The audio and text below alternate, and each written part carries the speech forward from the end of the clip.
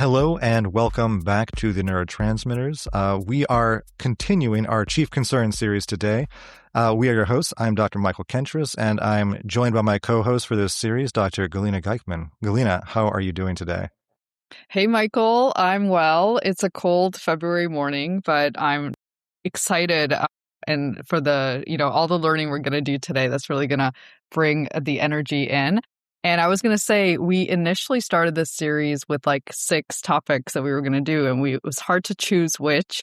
And then we have been really excited to see the response and that people seem to be enjoying it. And so I'm feeling extra happy that we're able to extend it and continue to learn more. And today we are going to be talking about dizziness. So this is extremely exciting. This is a topic that is feared by many non-neurologists and even some neurologists. And so we're really excited to have none other than one of our local experts here at Mass General Brigham demystify dizziness. We're going to be talking with Bery, who is one of our neuro-otologists, works at the Mass Eye and Ear, and also works within our Department of Neurology, and really is the expert when it comes to this. You can't really think of anyone better to demystify things and sort of unspin the spin when it comes to dizziness than Anand. So welcome. Thank you for having me. It's really a pleasure to be here and always love talking about dizziness.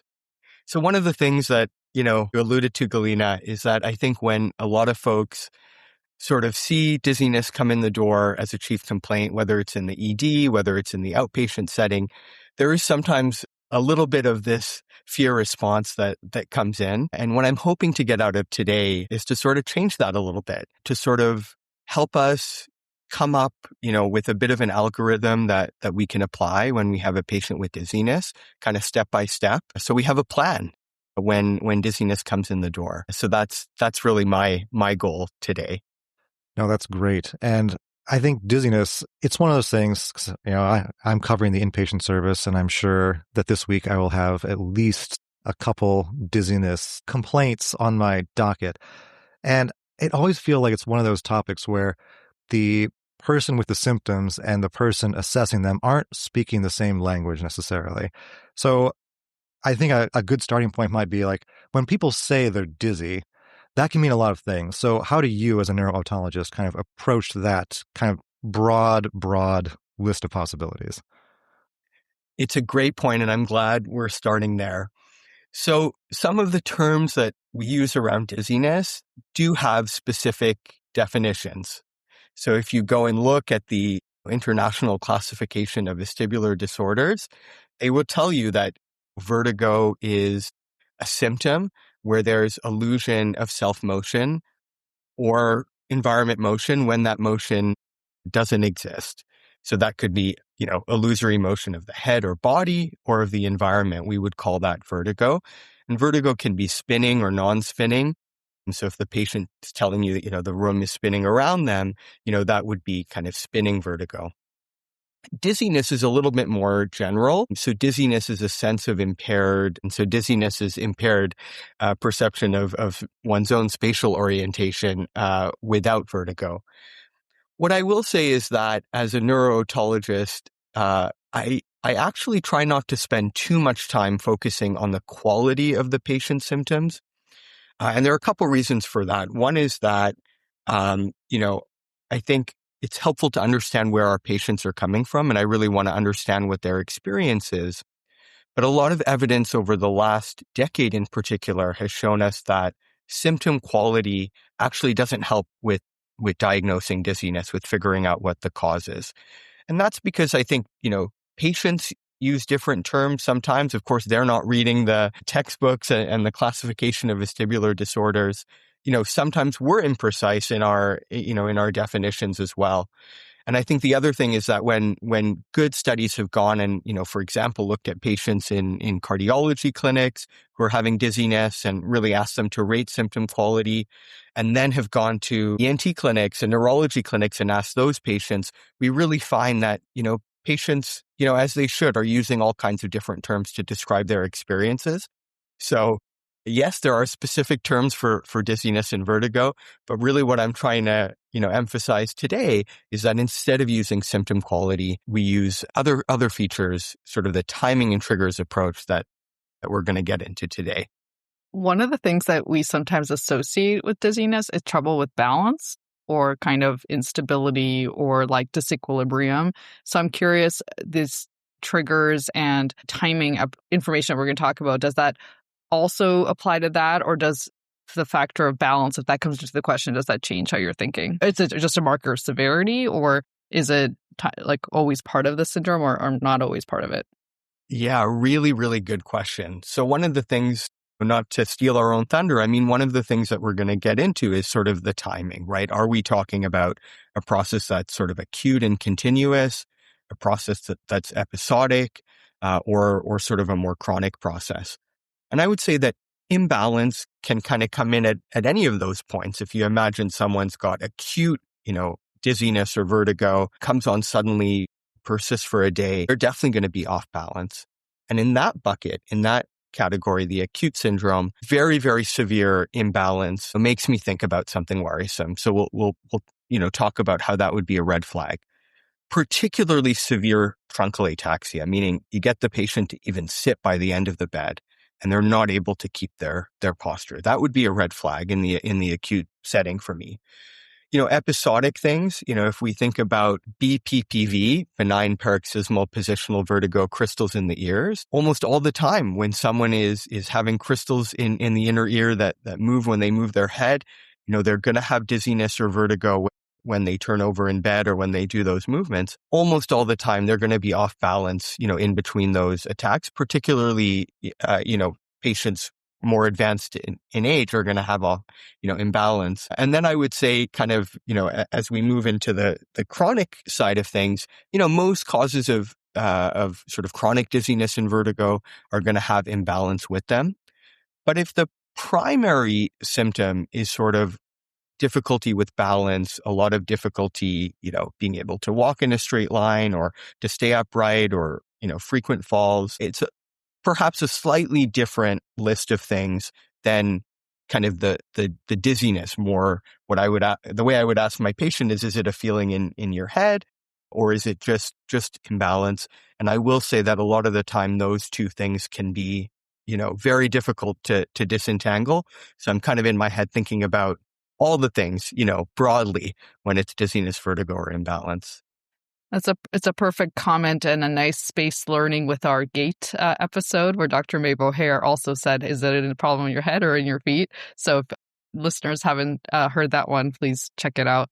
But let's move right to your framework, Anana. I'm curious about this timing and triggers questions that you ask on history. So can you walk us through that? Yeah, absolutely. So, the way I kind of begin is to really think about, what are some, red flags, first, before we even begin, before we even get to thinking about kind of dizziness, vertigo as a symptom. And so, if a patient's coming in and they're having dizziness, I really want to make sure before I go down kind of the vestibular pathway that, I'm not missing something else. And so, questions that I would ask myself, are particularly around associated symptoms. Things like headache. Does the patient have a new headache, kind of a different headache? Is it sort of headache and dizziness? Because that's going to lead me a little bit down a different pathway. Now, if they have a history of migraine, we'll talk a little bit about vestibular migraine. That is an entity.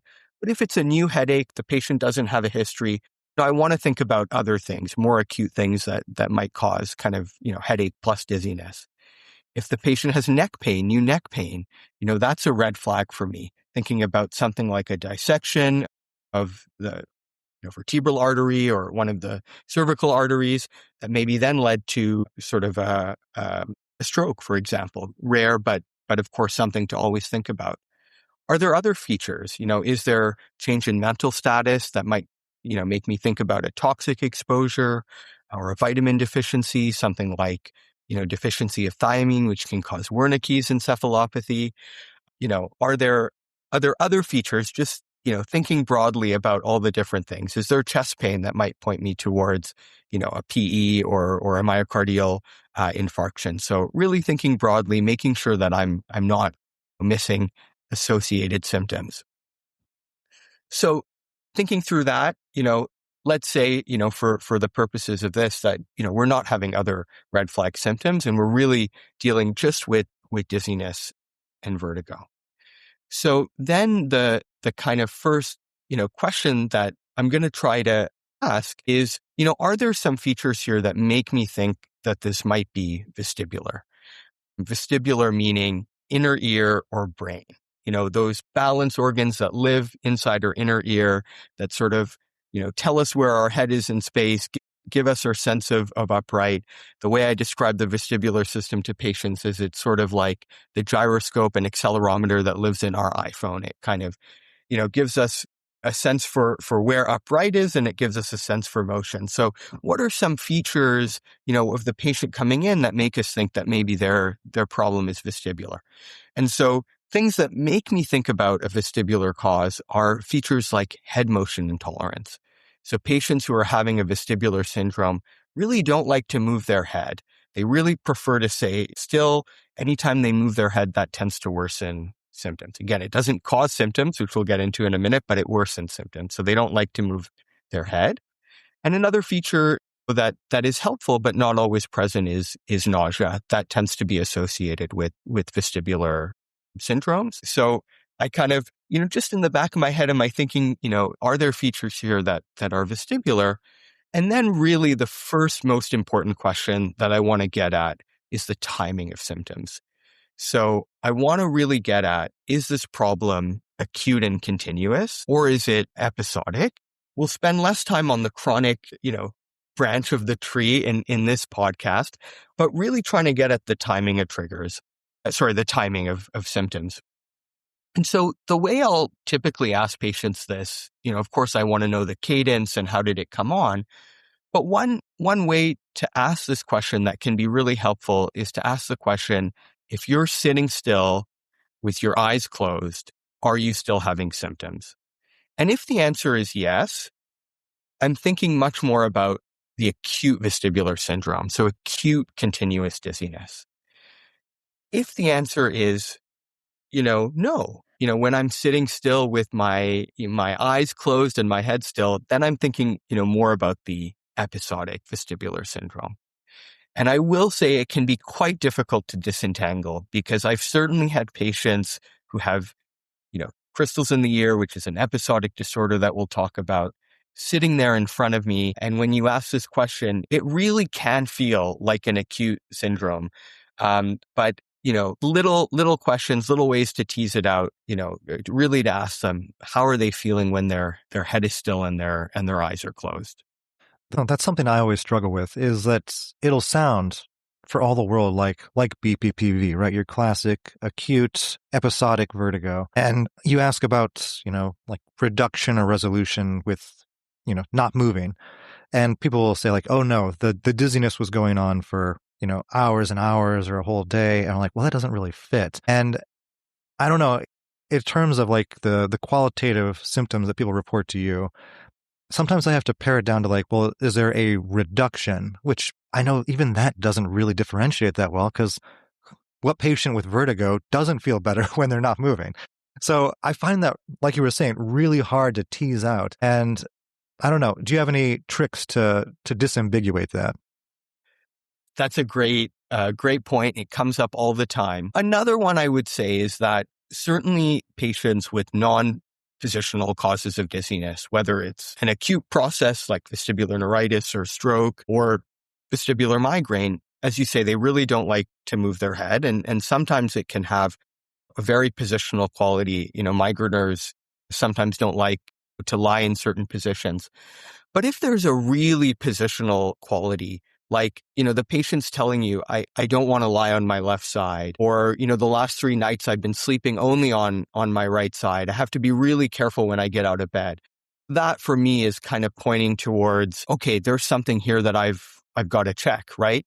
And that's really where the exam is really helpful. So one principle that was really inculcated and instilled in me, during my fellowship training was, if the patient's giving you a trigger, and we're going to talk about trigger systematically in a minute, you really want to seek out that trigger. So whatever you can do in the office to try to bring that trigger on, go and do that.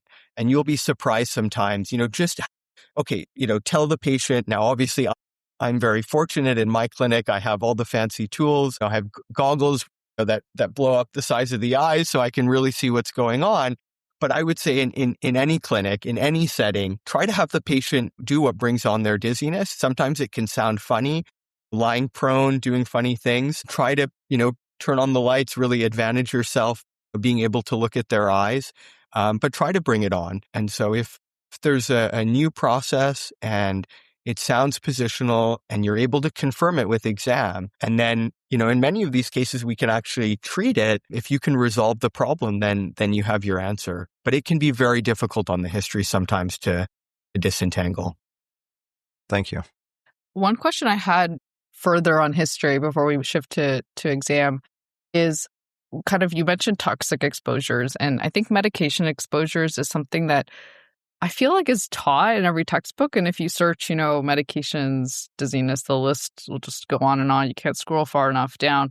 And so I'm curious, to what extent you consider that. I mean, I feel like most of the time when someone has come to me, there isn't usually a clear culprit like recent medication. Sometimes I'll maybe hypothesize, okay, maybe it's that benzo that used to be once in a while, but now it's every night, and I'm just curious how you think about that and how much you take stock of that or try to do the experiment of weaning things off before pursuing other possibilities.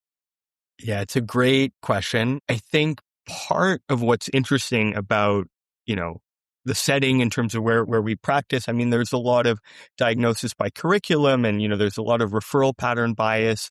And, I think because the wait list to get in to see an otoneurologist is quite long, and folks often have very good, primary care, often that process will already kind of, have been gone through. But, the thing I always think about is, temporal relationship, right? Has there been a recent change in medication? Are there features, again, we're talking a lot about vestibular disorders, but, does the dizziness have a postural quality, an orthostatic quality?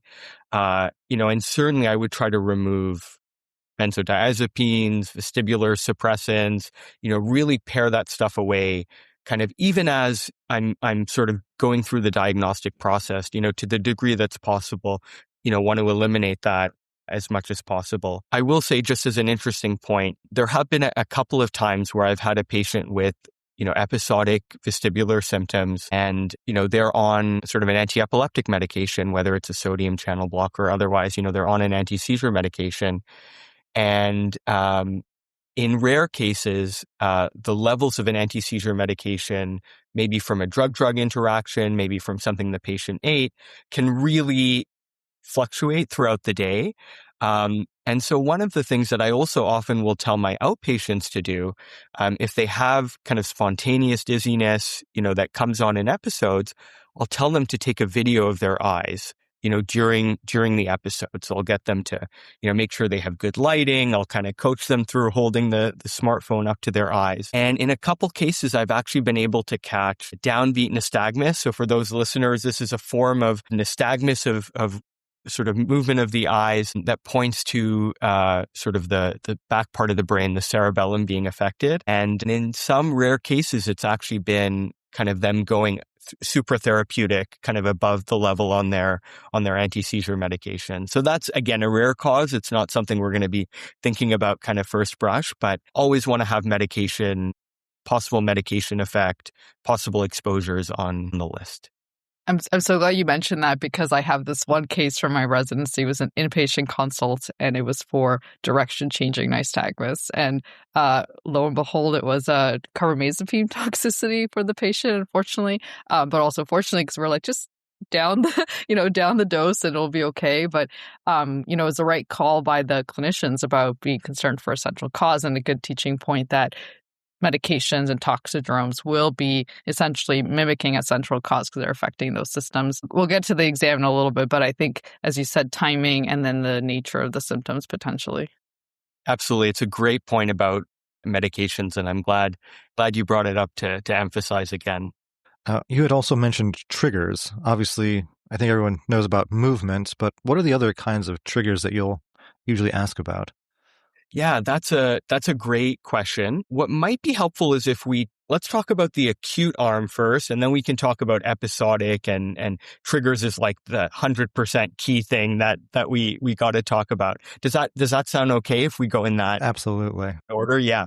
So if we go down the sort of acute, so let's say, we've asked the patient and, they're telling you, doc, when still with my eyes closed, the room is still going around, there's worsening with head movement, but there's not like this strict positional quality. So then we're dealing with the acute vestibular syndrome. So the acute vestibular syndrome, has a formal definition. It's, continuous dizziness and vertigo that comes on, acutely and persists for a day or more. But of course, if we're, working in the ED or in urgent care and the patient comes in and, they've got acute continuous vertigo, we're not going to wait for, 24 hours. But the point is that it's sort of continuous at the time that we see the patient. There's often a lot of nausea, vomiting. We talked about head motion intolerance. And in the strict definition of acute vestibular syndrome, we often, talk about spontaneous nystagmus.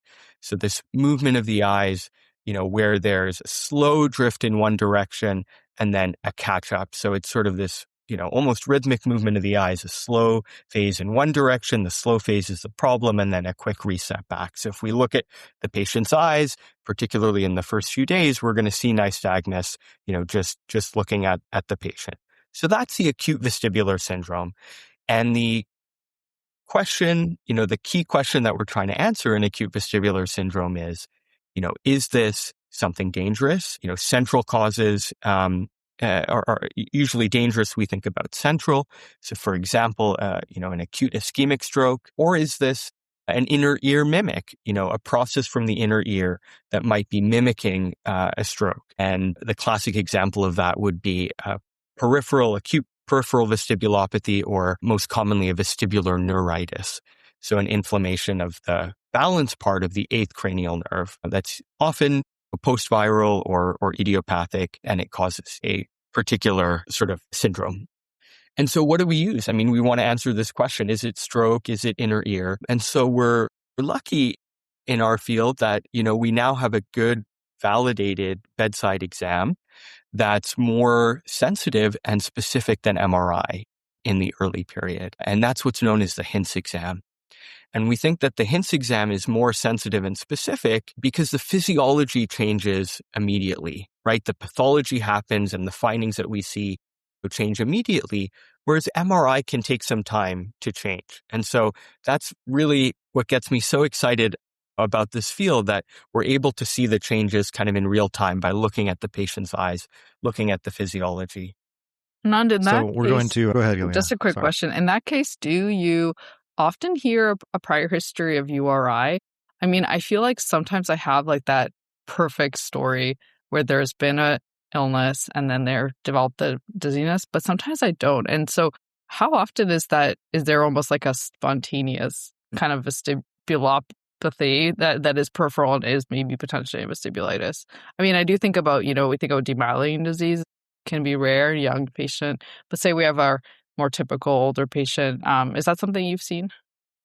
Yeah, it's a great question. I will often, for interest, ask, in the last 2 weeks, have you had a cold or flu? I mean, it's also, again, curricular, right? Depending on what time of year you ask that question, you're going to get a little bit of a different answer, in the summer versus otherwise. But I will ask it for interest. If it's of relevance, I'll kind of note it down. I wouldn't use it, as you say, to sort of, make a diagnosis one way or another. But I think it's kind of a useful thing to ask for sure. There's some interest actually in some of these sort of antibodies, but I think it's a good question, and I think it's something to note on the history if it's relevant. But sometimes you don't always get that nice history.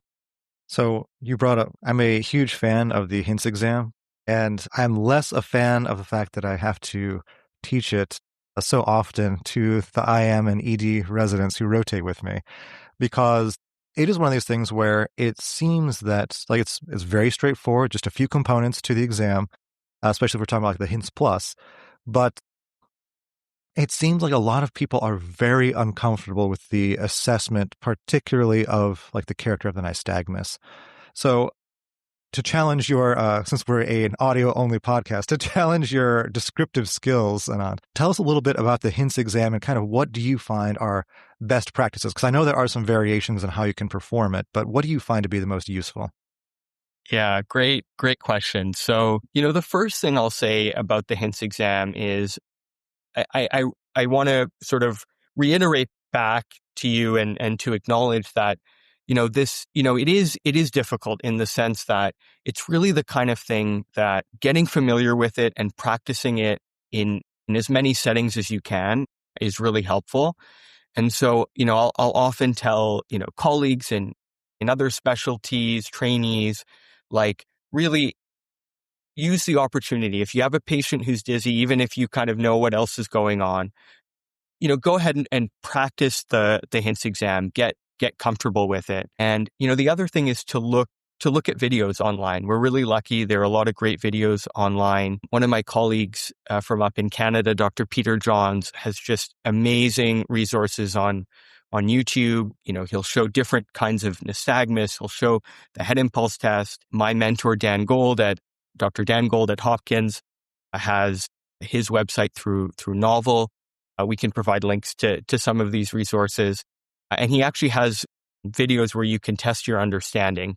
So you can watch, the video through and pause it at certain points and sort of ask yourself. So it's really one of those things where getting comfortable kind of slowly by practicing, looking at what normal is like is really helpful so that when you're in that moment where you're on service and, it becomes more automatic for you, I think is really, really crucial. So the HINTS exam, of course, is an acronym, so it's kind of helpful to walk through it. So the HI stands for head impulse. So there we're checking the head impulse test. And so the head impulse test is really testing this evolutionarily old and important reflex that we all have as humans, which is our vestibulo-ocular reflex. That's the reflex that lets us keep our eyes on a target when we're moving our head. So if you can imagine if, you're looking at a target across the room and you move your head quickly to the right, you're moving your head to the right, but your eyes have to move to the left. And that reflex, when it's working is, 1-to-1. You're moving your head to the right and your eyes are moving to the left, more or less at the same speed. So it's really, when it's working well, it's a very, very good reflex. And so what we're doing with the head impulse test is we're really pushing that system. So we're asking the patient to look at a target across the room. We're, sort of holding their head. I really like to hold their head quite high up. So all that movement that you're doing is translating right to their head. I'll always warn the patient what I'm doing. I'll kind of make a few small movements. And then what I'm doing, they're looking at the target across the room, but I'm looking at their eyes and I'll warn them what I'm about to do. I'll tell them, I'm not going to hurt you. And what I often do is, what I'm looking for is kind of a small movement of the head, just 15 to 20 degrees, really pretty brief. And often what I tell folks who are learning the HINTS exam for the first time is I like them to start a little bit eccentric and end in the midline. Okay. And there are a couple reasons for that, but kind of the simple reason is that we have a much better instinctual sense for where midline is. So it's very difficult to kind of overshoot. So, lateral to midline. And we want to be a little bit unpredictable because if, our brains are so good at predicting, what's happening in terms of our patient. So if we just go left, right, left, the patient's going to catch on pretty quickly. I want to kind of mix it up. And so, that's how we perform the head impulse test. It's a short, kind of small, relatively small amplitude, 15, 20 degrees impulse. We really want to go pretty quickly, unpredictably, and we're looking at the patient's eyes. Now, the challenge about the head impulse test is that what we're looking for on the head impulse test is a corrective saccade. So when the eyes slide off the target, and then they have to shoot back. They haven't been able to stay on the target when the head is being moved. And the presence of a corrective saccade actually points towards a peripheral process. So it's a little bit counterintuitive. The finding, identifying a corrective saccade, is actually pointing towards a peripheral or inner ear process. And that's what's challenging. So, Michael, if I did a, head impulse on you right now, there wouldn't be a corrective saccade. But in the acute vestibular syndrome, that's not reassuring. That's actually pointing towards something that's not a peripheral cause, not a neuritis, for example. So the presence of a corrective saccade is what we're looking for to rule in vestibular neuritis. Excellent description. So then we move to the next part of the acronym. We're now at N. So we did HI, now we're at N. And so in N, we're looking at nystagmus. And for nystagmus, it's really the pattern of nystagmus that we're looking for. And so the way I describe it to folks is I really describe the pattern of nystagmus that, again, is going to reassure us. And that's what we call unidirectional nystagmus. So we look at the patient straight ahead, and let's say for the purpose of this example that they've got a right beating nystagmus. So what's that going to look like? They're going to have a slow drift of the eyes towards the left and a quick beat to the right. So the beating is going to be to the right. So it's right beating. So they're looking straight ahead. We've got nice light. I always like to advantage myself when I'm looking at nystagmus, bring the patient up to eye level, add some light. It can be hard in the ED, bring out a pen light, or, if all you've got is your smartphone light, bring it so we can really see the eyes. And they've got this slow drift to the left, right beating. And then I ask the patient to look in different positions. And unidirectional means that nystagmus doesn't change what it's doing depending on where I look. So I have them look to the right and it's still right beating. I have them look to the left and it's still right beating. Up, it's still right beating. Down, it's still right beating. It's unidirectional. There may be some positions where it gets a bit less. There might be some positions where it gets a little bit more, but it remains the same direction. That is unidirectional nystagmus, and that's the pattern we have to see to be able to call it a peripheral process. Any other pattern, it's not peripheral. We can't rule in peripheral. And so if you're seeing vertical nystagmus, okay, the slow phase is down and it's beating up or it's beating down. Or, Galina, as you alluded to earlier, if it's changing direction, if the patient's looking to the left and it's left beating when they look to the left, then they look to the right and it's right beating when they look to the right. It's like X, no, okay, not peripheral. So we really want to identify, okay, yes, it's this one pattern that tells us it's peripheral. So that's what we're looking for with nystagmus. And then the last part of the acronym is TS for test of skew. And with test of skew, we're looking for, is there a misalignment of the eyes, particularly, vertically? And this is a little bit of a difficult one to explain just with audio. So I'd encourage folks to kind of check out, the videos of Dr. Peter Johns on YouTube, or some of the videos from Dr. Dan Gold and his novel collection. What we're doing is we're basically telling the patient to fixate on a target. Usually I'll try to find something across the room. If you're in the ED, is there something kind of across the room or in the exam room? Sometimes you'll see in my exam room, I put an X on a Post-it note. I'm giving them a target kind of a little bit of a distance away. And then what I do is I alternately cover the eyes while they're looking at that target. So I'll, be covering their left eye, and then I'll move over to the right and I'll go back and forth. And what I'm doing is I'm looking at that eye as I'm uncovering it. Is there a movement? Is the eye moving anywhere? Because if you think about it, when the eye is covered, or the way I think about it is when the eye is covered, it goes to its normal position. And then when I uncover an eye, if the eyes are not kind of in the same spot, they may have to move to pick up fixation again. And so as I'm uncovering the eye, if it moves, that's telling me that, the eye is having to move to pick up, fixation. And so what we're looking for on the test of skew is a vertical movement. Lots of us have little horizontal, movements or deviations, let's say, of the eyes, or eyes may be a little bit pointed out, a little bit pointed in. That can be very normal, but it's much more unusual to have a vertical difference between the eyes. So if I'm uncovering one eye and I see it's moving down or it's moving diagonal, if there's a vertical component, and then I cross back and the other eye, moves up. So if there's a vertical movement, one way or the other, that's kind of pointing central for me. That's going to be stroke basically until proven otherwise. So the way to think about the HINTS exam is we want to have an all clear. We want the head impulse. Again, we want to see a corrective saccade, a positive finding. We want the nystagmus to be unidirectional, same direction wherever the patient's looking. And on the test of skew, there should be no vertical misalignment. So it should be green, green, green, all clear, all through. If any part of the HINTS exam is pointing central, then we've got to treat it central until proven otherwise. So this is a test that's maximized to pick up stroke. So we're extra conservative on the HINTS exam. No, that's excellent. And, I've heard some people say, and I'm curious what your opinion is, that if you're doing the HINTS exam, you probably don't also need to be doing which we haven't talked about yet, a Dix-Hallpike exam, and vice versa. What are your thoughts on that? And do you modify your exam based on, is there active dizziness versus kind of you're seeing them inter-attack? Yeah, it's a very, very good question.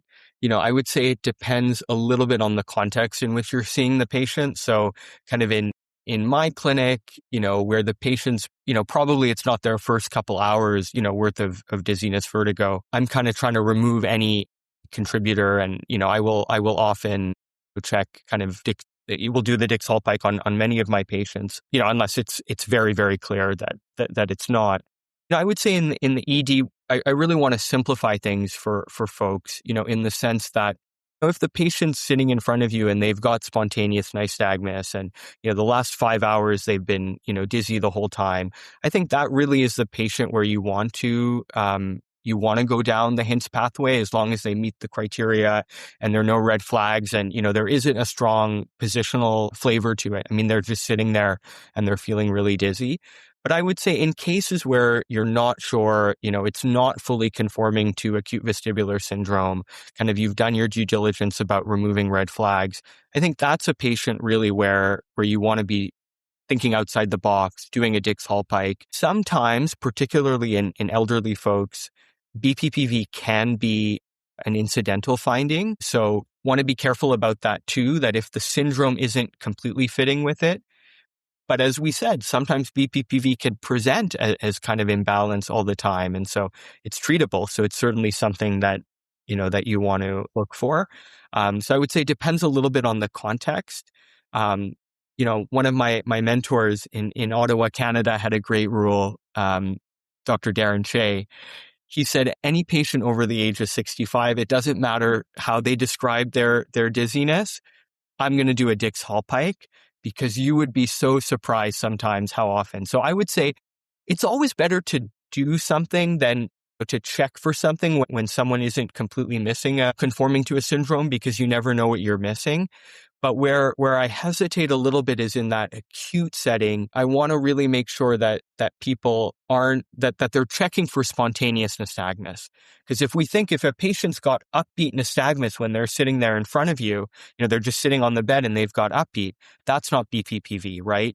And so if we then go into a Dix-Hallpike and we see upbeat nystagmus, we may incorrectly attribute that to BPPV when there's something else, going on. So to the degree possible, I would say, particularly if it's kind of new, acute, dizziness, vertigo, that's really where we want to apply HINTS. But if the syndrome doesn't entirely fit, there may be a positional quality, that's where we want to do the Dix-Hallpike, especially if we're confident that there wasn't spontaneous nystagmus, and we know what we're looking for on the Dix-Hallpike. Oh, that's great information. Thank you. Anand, can I just wrap up the conversation on the HINTS exam before we shift to that other arm of triggers? So you gave us the example of a right beating nystagmus and how we would need to have all green flags to identify it as peripheral. Can you just finish with that last segment about how do we localize, say, that right beating nystagmus? Is that a problem on the right inner ear or on the left? And can you work us through that complexity if we haven't lost people already? Absolutely. The one thing that I would say is that if coming out of this discussion, you've heard a little bit about how to do these exams, you're now going to look online kind of at the technique, you're going to practice with your patients. We've now talked about kind of how we work through kind of the diagnostic algorithm of thinking about head impulse, nystagmus, test of skew. I and you're working in a generalist setting, I am over the moon. Okay. I'm going to be supremely happy that you're in a position to apply this. Now we're going to take it a little bit a step further for the nerds out there. Okay. In terms of the physiology and then sort of the localization. So, when we think about kind of, where is the problem and all of this, I find it helpful to start with a side. So let's talk about a side that's affected and think about why the findings, would point in that direction. And then we can always flip it, to think about the other side. So let's imagine that we have an inner ear process going on the left side, okay? A process affecting our balance vestibular system on the left side. That could be the end organ, the vestibular apparatus, or more commonly, the nerve, like in a left vestibular neuritis. So on the head impulse test, when we move the head quickly to the left, that's where we're going to see the corrective saccade, because our system is wired in such a way that more of the response is being driven by exciting that ear. So when we move the head to the left, yes, information is going into the right ear, but the left is maximally excited. Excitation is more powerful in this case than inhibition. So we're really pushing the left ear when we move the head quickly to the right. So we're going to see a problem come out when we move the head quickly to the left. That left ear reflex can't keep up, and the eye is going to slide back to the target. So that's pointing towards sort of a left-sided vestibulopathy, a head impulse test with a corrective saccade to the left. Then in the nystagmus, we're actually going to see a nystagmus that beats away from the ear. And again, if you want kind of practical clinical, just close your ears for this one, because I don't want to, unnecessarily confuse people. But if we think about what's happening when we inactivate the left ear, the right ear is active at baseline, at tone. The patient's just sitting there. That right ear is active. And activation is the signal of the head moving towards the active side. So the brain, if you will, thinks that the head is moving to the left. So if the head is moving to the left, the head is moving to the right, the eyes have to move left to stay on the target. The head thinks it's moving left. The head thinks it's moving right. The eyes are moving left, and then they have to saccade back. So there's a slow drift to the left and then a right beat. So you get a right beating nystagmus from a left-sided vestibulopathy, because the head thinks it's moving to the active side, the eyes do the opposite to the left, and then there's beating to the right. All you have to remember, in the clinic when you're seeing the patient, is that the beating is going to be opposite. It's going to be unidirectional opposite. And then the test of skew, without getting too much into detail, peripheral processes tend to cause small skew deviations, whereas central processes tend to cause bigger ones. And it just so happens that threshold is at the limit of detection by testing. So a test of skew is essential. The eyes tend to beat away from the ear that's down. So left peripheral vestibulopathy, left-sided vestibular neuritis, you get a right beating nystagmus. Thank you. I appreciated that review. Great. I know. I feel like I have to look up Alexander's law like every few months to remember my left and right. Exactly. So let's go down that other arm of the algorithm quickly. I'd love to talk about the triggers that we had started up with kind of the acute vestibular syndrome side, and now for the episodic. What are the triggers you asked for in history? And then tell us about that special exam that we've been name dropping that we do in this case. So now, we're talking about episodic vestibular syndrome. So, discrete episodes, again, it can be tough on the history to disentangle, but you're getting the sense that kind of, there may be a little bit of baseline dizzy, but, a big part of this is sort of episodic. And so the first question I try to ask in the episodic vestibular syndrome is, are those episodes triggered by something? Is there something on history that you can bring out? Namely, change in head position relative to gravity or posture. If the patient kind of stands up, particularly if they go from lying to sitting, lying to standing, or are the episodes kind of spontaneous, right? Regardless of what the patient does, their episodes are coming on. And so if the kind of episodic dizziness or vertigo is triggered, then I ask kind of what does it sound like the trigger is? So if it's, head movement relative to gravity, sort of turning over in bed, looking up, looking down, one of the things that I would be thinking about would be this entity called BPPV, or benign paroxysmal positional vertigo, where sort of calcium crystals, where debris wreak havoc inside the inner ear. They go swimming in the canals, and every time the patient moves, those crystals move, and it causes both vertigo, room spinning, or sometimes described by patients as dizziness or nystagmus. In a related way, the other thing that I'm thinking about when there's a trigger is it postural? Could there be orthostatic hypotension? Patients standing up and their perfusion, or at least their blood pressure is dropping, and that's causing their dizziness. So those are kind of the things with triggered. So when it's triggered, I really want to do those exam maneuvers. So I want to do kind of a Dix-Hallpike. And so the Dix-Hallpike is a provocative test for BPPV, for crystals in the ears. So what we're basically trying to do is to reproduce the symptoms by getting those crystals to move. And crystals can get into a few different canals inside the inner ear, but the most common one in an outpatient setting would be those posterior canals. And so what we're doing with the Dix-Hallpike maneuver, and certainly would encourage people to look at some of the great videos out there on how to do it, is, let's say we're testing the right side, okay, the right posterior canal. So what we're doing is we're having the patient sit, on the bed, and we're having them turn their head 45 degrees to the affected side. So if we're testing the right side, they're going to be sitting on the bed with their head 45 degrees to the right. And we relatively quickly bring them back. So their head is then extended, lying over the edge of the bed. And what we're doing is we're looking for nystagmus. We're looking for the nystagmus that we would expect with crystals moving in that posterior canal, with activation of that canal.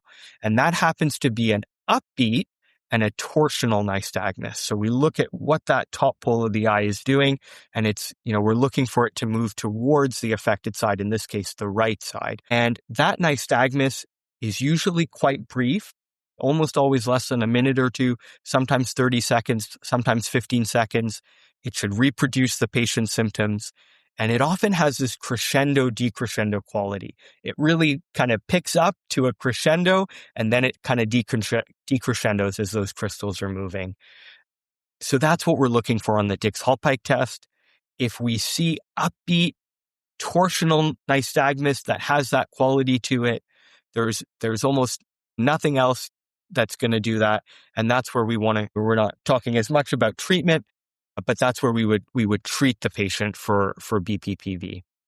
If we're not seeing stuff on the Dix-Hallpike, the symptoms sound more postural, that's where you would want to do orthostatic vitals, check the patient's blood pressure lying, and then have them standing take it again at 1 minute and then at 3 minutes. And if you're seeing a sort of a drop in blood pressure, you'd be thinking more along the lines of an orthostatic cause.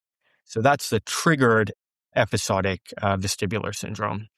I'm so glad you walked us through that, because I think it's not enough people are confident in doing it, but I do remind them when I'm teaching about it that you could potentially really make a difference. As I said, if you find it and you do a corrective appli, you might help relieve their symptoms for the coming period. It can recur. You can teach them to do it at home.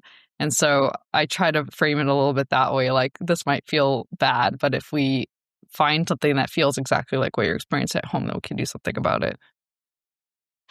And unless you've experienced BPPV, it's hard to imagine kind of how strong that feeling is, how prominent those symptoms are sometimes. And so I really love that you brought that up in terms of really explaining to the patient, we're not just trying to kind of stir this up. We actually have, treatments for it. And how many things are there in medicine where, just your hands and a tape, like we can in many, many cases, resolve it just doing maneuvers. Very few things like that in medicine. So that's the triggered, episodic vestibular syndrome. And then, if the episodes are spontaneous, so we're thinking more episodes that just come on, other entities that we won't delve into today, but things to be thinking about would be Meniere's disease, which is an episodic kind of ear-based process, if you will, where folks have spontaneous episodes of vertigo, and we really like to see kind of prominent ear symptoms either around the time of the attack or sort of on their own. Hearing loss, fullness in the ear, tinnitus, often defining that affected ear where the Meniere's is coming from. And typically, as Meniere's progresses, we will be able to document hearing loss. Initially, it can be very, very much fluctuating, but over time, we see it kind of persist on the audiogram. So that would be one cause. And then one very common and under-recognized cause of spontaneous episodes of dizziness and vertigo would be vestibular migraine, which is spontaneous episodes of vertigo typically, or dizziness, typically lasting hours to days. Often we like to see a personal history of migraine or migraine features during the attacks, but migraine is a great mimicker of many things. So something to think about, but just to emphasize the point that if someone's coming to you with acute vestibular syndrome and it's their first attack, that's a setting where we would want to be conservative, apply hints, think about all the possible central causes, including stroke, when it's that first episode. And that can be challenging, first episode Meniere's or migraine. Well, this has been such a whirlwind tour of dizziness, probably should be expected, but I've really enjoyed learning from you, Anand, and I really like that framework that you've provided us for any provider who's meeting someone coming, as you said, with dizziness coming through the door, at least initially, what to look out for, red flags, and then how to proceed down that path, whether it's an acute vestibular syndrome and what that leads us to think about differential-wise and how to do the exam, versus these episodic dizziness, and again, what we should think about in terms of differential and how to differentiate on exam, and a little bit about treatment. I think we're going to need to have you back to talk more about management, and I know I personally have some of my more advanced neurology questions for you, so we're going to have you back for version 2. The chronic dizziness is, I think, what a lot of us as neurologists are seeing in the office. And that is a whole different kettle of fish. So I would definitely love to pick your brain about that at a future date. But yes, this is very bread and butter stuff that, every physician should know, I think. It's just such a common complaint. There's not enough neurologists to manage it. And a lot of times, as you said, it's the ED physicians, the primary care physicians who are seeing these patients. And I think having the tools, as you said, right with your hands and your eyes and brain to fix this for a lot of people can be very powerful. Absolutely. Trying to get the word out, because as you say, there are very few of us who do this every day. Obviously, we love what we do, but I see part of my mission as empowering everyone to have an approach, and I encourage folks to practice just whenever you have an opportunity. Practice, get a sense for kind of what normal looks like. Check out the many, many resources that are out there. We're so lucky online now. We have a lot, and that would be my wish list. I was going to say, Sometimes I tell my residents, practice fundoscopy on everyone. In this case, they don't even have an excuse because you don't need a device. You can just do the hands. Exactly. 100%. 100%. Yeah. Anand, do you have, we'll make sure to put links to those resources you mentioned in the show notes, but any other cool projects coming down the pipeline, or can people follow you online or anything else? Yeah, great point. One plug that I'll maybe make is that, Galina, you and I are investigating kind of different modalities that, might help our patients with dizziness. So we're going to be piloting a trial on dancing. Again, for dizziness, that's more in the chronic situation, but that's one exciting thing. And then, if folks are interested, maybe those that have more of a neurology background, there are some episodes also that we've done for the Neuro Exam Prep podcast out of Yale on both acute and episodic vertigo. We do a little bit of a deeper dive into each of those syndromes. So would encourage folks to take a listen to those as well. I think I listened to those episodes before. They were quite good. Well, as always, thank you to everyone for listening, and thank you to Dr. Anand Bery for all this information. You can always find our old podcasts on your podcast listener, where I assume you're listening to this. You can also find our stuff at the neurotransmitters.com, and you can find us on X at neuro_podcast. Feel free to send any questions, other suggestions for shows, and so forth. And, thank you everyone again. Thanks, everyone. All right.